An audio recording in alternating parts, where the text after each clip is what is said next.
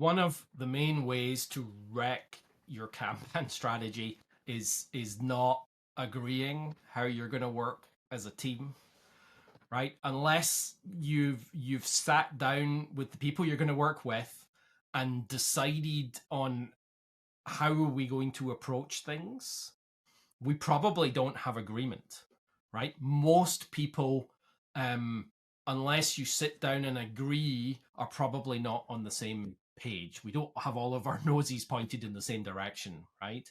Where I might pick things based on their affinity to something I like. You might pick things based on their affinity to something you like. And suddenly from the outside, it looks like we're randomly picking stuff to work on, right? That working agreement is so often missing from teams. For some reason, lots of people think that you can just throw 10 people together and they'll magically figure out how to navigate the complex nature of delivering high value complex products and be able to just figure it out.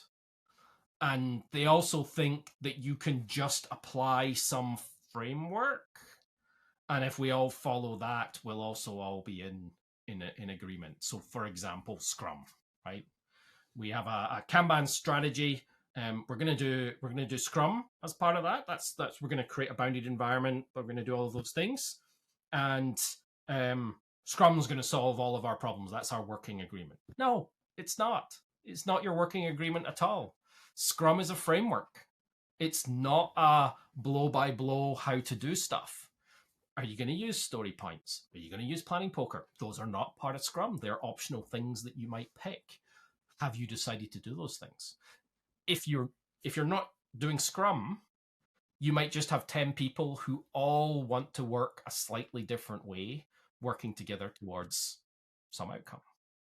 So I would say to you, if I took one of my lovely board games to my board game group, I will be there tonight playing. If I took one and we got the pieces out. I don't know if you've seen these things, but they have like 300 pieces in the box, right?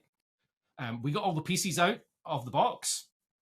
I set it up the way I think it looks like it should be set up. So I'm not going to look at the rules. I'm just going to make some stuff up. And then every member that's playing, all four of us, make up our own rules for how to play the game. We don't read the official rules. We just do it our own way. Are we working together? Are we playing the same game, right? You can't have a win. You can't have success unless you've agreed what the rules are for success, right? Most of these games, it's the most points, right? But have you agreed how you get points? Can I just move a piece to here and say, now I have 300 points? That's total disorder. That's total disarray. And most teams that I see and engage with operate in a state of total disarray because they've not agreed what their rules are. They've not agreed what game they're playing, what success looks like, how they get little successes within the context of the bigger successes that the organization is trying to achieve. So sit down with your team and agree the way forward. Don't tell, you need to agree, because if you tell me how to do the stuff that I do, I'm going to ignore you. I need to be in agreement with you. And you need to collaborate on creating that definition of workflow. We need to collaborate on creating our working agreement.